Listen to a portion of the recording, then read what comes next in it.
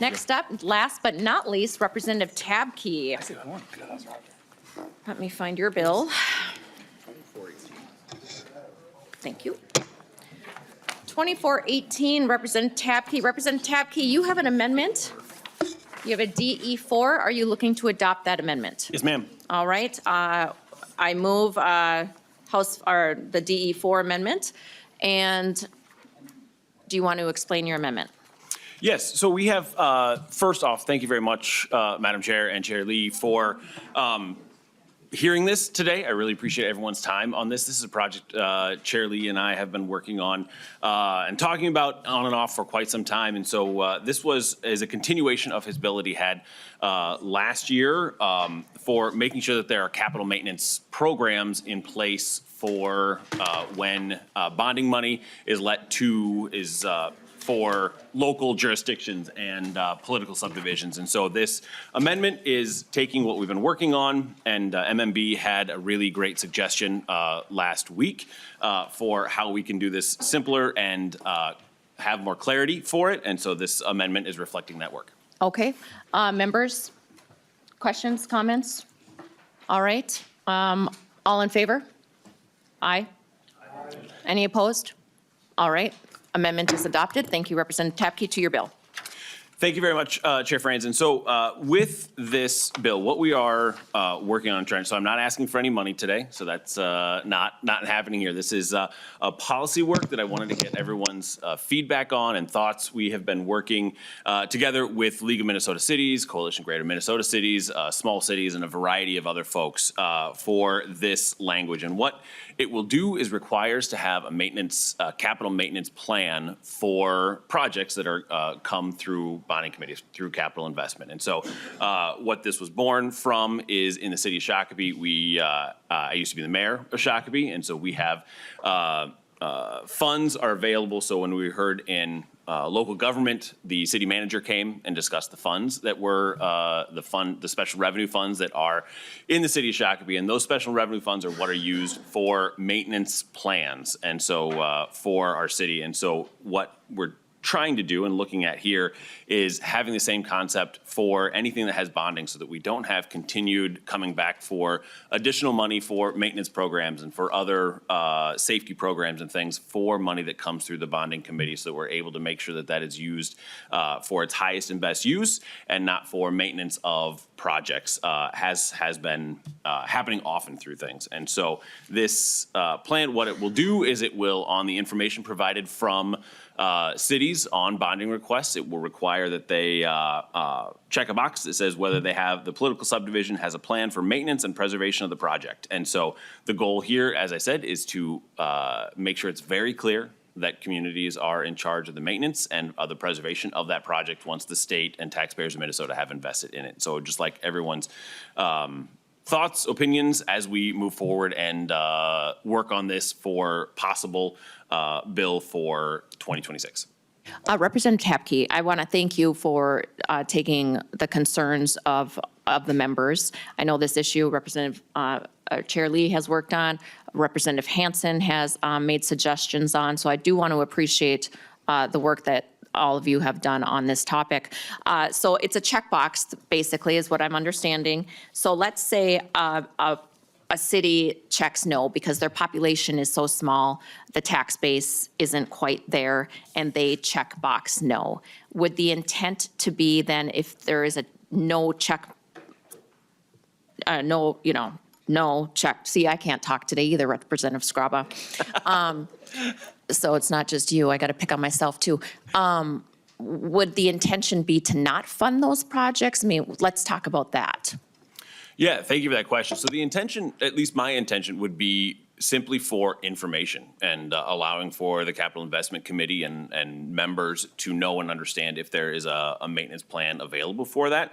I am of the opinion that if projects are not able to be maintained by that local jurisdiction, that they probably shouldn't be coming through. This, to be very clear, does not apply to things like major projects around wastewater projects and around sewage projects and things like that that run that have their own sort of funding mechanisms and their own process. This is just for if a city is, for example, coming to the committee for, like, we had a pedestrian bridge project over 169 in Shakopee. And so we had that funded in 2019. And to make sure that the city of Shakopee has a plan for making sure that they don't have to come back to the state and ask for in 20 years when that pedestrian bridge needs to be redecked or whatever is happening for that bridge, that they are now intending and they're now planning for maintaining that asset going forward. Thank you for that clarification, Representative Tapke. Members, Representative Hansen, do you have a question at all? No? Representative Scriba. So is this, I want to use an example. We give money to a community for a fire station. They build a fire station. You want to see the plan? How are they going to maintain that for the next 10 years? Something like that? Is that what I'm still a little unclear.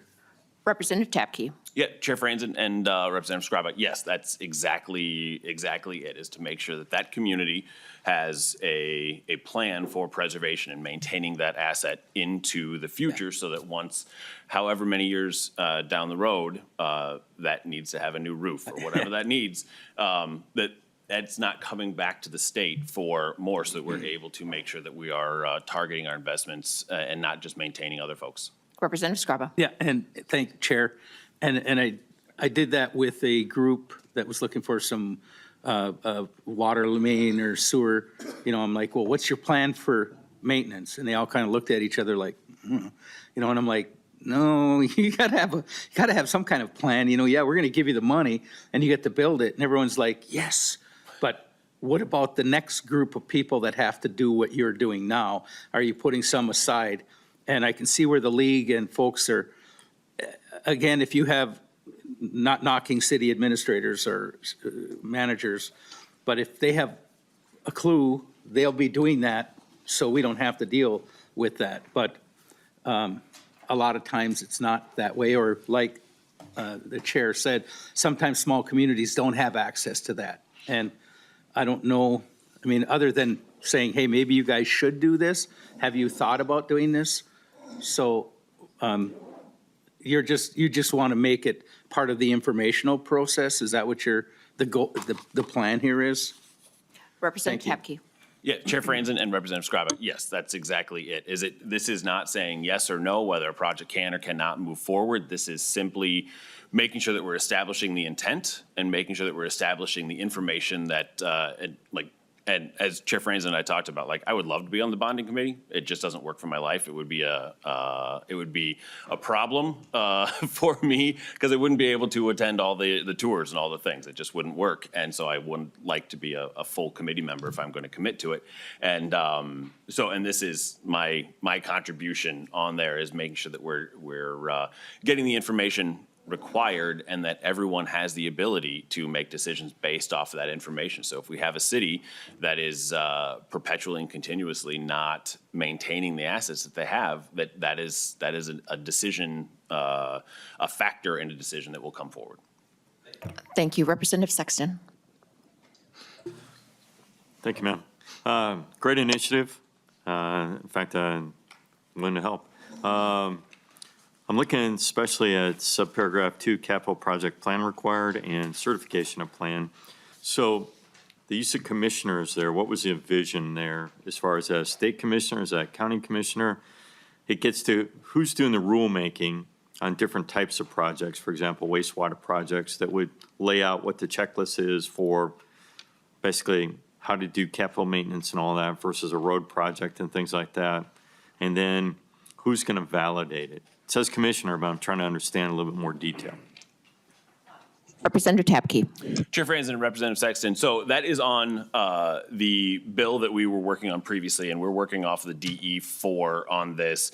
And that was our attempt at getting, how we'd gotten to this point was that we had kind of it was a bit tortured. Like it was, we were trying to find a way to fit a square peg into a round hole kind of thing. And so it required a lot of different pieces. And then MMB recently came forward and said, hey, we have an easier way that we think we can get at the same information and the same plan that you're trying to get to. And that's by including it in, so section 16A .86 has, that's in the DE4 that we've adopted, has it's just adding a piece to the list of things that are required for political subdivisions when they are bringing forward a bonding request. And so it's a much easier, simpler way to make sure that we're getting at that same information that we want to get at. So that's how it's in here now, and so it would go through MMB, and it would work through that same process. All right, thank you. Any further questions from members? Representative, or Chair Lee? Thank you, Madam Chair, and thank you, Representative Tapke, for bringing this bill forward and, carrying this on. We have had several discussions, like you said, and members, I think that this is a good path forward for everyone, so that as we, get submissions from local communities across the state, we get the information on whether they have a plan or not. And I think it's upon us to ask the follow-up questions on whether, that's something that we should weigh in when we go through and build our bills together.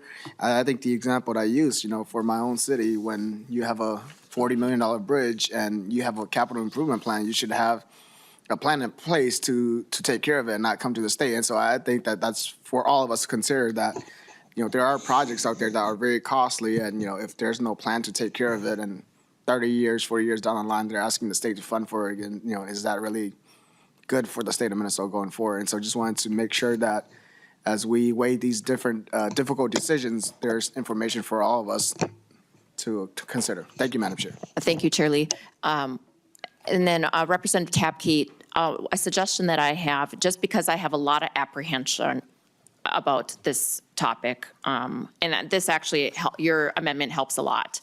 But could there be some clarifying language that it does not pertain to the items that you had listed before? So in this checkbox, it could say except for, because there's intent, and then there's what the department can sometimes read into and make their own assumptions. Yeah, Chair Franz, absolutely. This, I have it pulled up here. So 16A.86 is capital project grants to political subdivisions.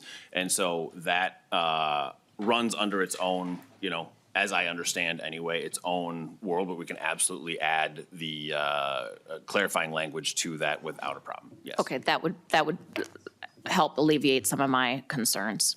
And can I ask a question on yes, that? Representative Tapke. And you're specifically concerned around like water treatment plants and big projects that just a local subdivision cannot handle, that follows a different path and that kind of thing, right? That is correct. What I don't want is for a city to come forward for a water infrastructure issue or sewer issue, and they just don't have the population or the tax base to support, and us saying, sorry, you're out of luck. Right. Thank you. Thank you. Quick question, Representative Allen, and we got to close.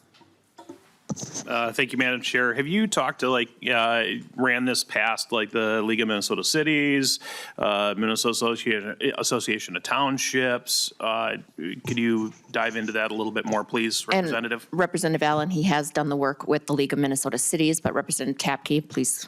Yep. Thank you, Chair Franz and Representative Allen. I'll use this also as my closing statement for things. I just appreciate it. We've been working really closely with the League, with Coalition Greater Minnesota Cities, with small cities, with a variety of stakeholders who care about this issue. And this is language that we've all agreed upon and come together for it. And they testified in the last hearing that we had on it, but I wanted to make sure that this hearing today was for you all. And so with that, I just appreciate everyone's discussion on this, and we'll look forward to having some more work on this next year. Thank you, Representative Tapke. And with that, we're going to lay House File 2418 over. Thank you, Representative Tapke, for your work.